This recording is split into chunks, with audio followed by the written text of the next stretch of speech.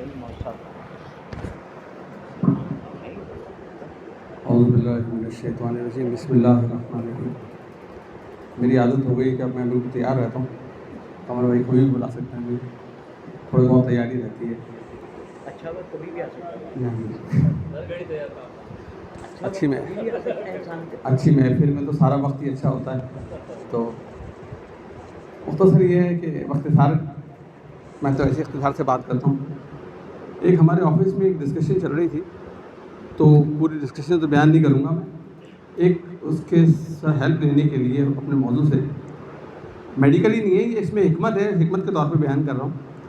اس کا لب لباب یہ ہے کہ انسان کے جو منہ میں دانت ہوتے ہیں وہ 4 کے قریب نوکیلے ہوتے ہیں, باقی پلین ہوتے ہیں. تو اس میں حکمت یہ ہے کہ انسان گوشت کم کھائے اور سبزیاں زیادہ کھائے, چبانے کا جو ہے وہ ریشیو زیادہ ہے. مختصر یہ ہے کہ اس کتاب میں نہج البلاغہ میں تواتر کے ساتھ کلمہ قصار میں آپ دیکھیں تحمل, صبر, تحمل, حلم, اس کے اوپر بات ہو رہی ہے مسلسل. اس کا مطلب یہ ہے کہ یہ اتنا اہم ٹاپک ہے, اتنی اہم صفت ہے انسان کی, کہ مولا نے اس کو مسلسل بیان کیا. ہر آپ دیکھیں 4تھے 5ویں کال کے بعد جو ہے وہ حلم اور اس کی بات آئی تھی. صبر جو ہے وہ ایک روک تھام کے مطابق ہے, مطلب آپ کی روک تھام کرتا ہے, آپ کو نقصان سے بچاتا ہے. اور جہاں کی جب پہلے تو ساری بات ہو گئی ہے, یہ جو مہینہ چل رہا ہے اس کال کے مصداق جو ہیں ان کے بارے میں چل رہا ہے, جو اس کال کا اصل مصداق ہے. صبر جو ہے یا تو کسی چیز سے رکنے کو کہا جاتا ہے. اب میں اس کی پوری ڈیفینیشن بیان نہیں کروں گا, آپ بہتر جانتے ہیں مجھ سے کہ یا تو کسی چیز سے رکنے کو کہا جاتا ہے, یا کسی چیز کے کرنے کو کہا جاتا ہے.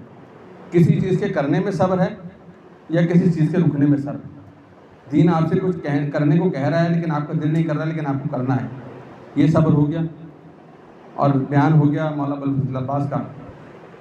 مولا نے کہہ دیا عباس خیمے ہٹا دو, صبر, خیمے ہٹا. مولا عباس سے ہی کہا جا رہا ہے, دیکھیں آپ ایسی تو نہیں وفا کی مثال کہا جاتا ہے, مولا عباس سے کہا جا رہا ہے کہ عباس ایک رات کی مہلت لے آؤ. اب مولا عباس جیسی ہستی جو ہے وہ ایک رات کی مہلت کے لیے جا رہی ہے.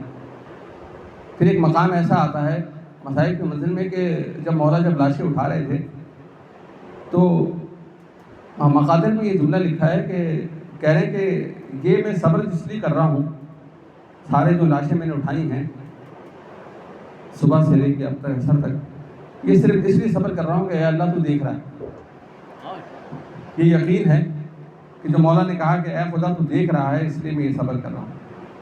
تو بہرحال خدا سے دعا ہے کہ مطلب اتنی باتیں سن رہے ہیں, اتنے مجالس سن رہے ہیں, تو ہم صرف سننے کی حد تک نہ رہیں, اس کو اپنی زندگی میں شامل کریں, اپنی زندگی کا حصہ بنائیں, اپنے عمل میں لے کر آئیں. پر محمد وعلی محمد صلی اللہ علیہ وسلم.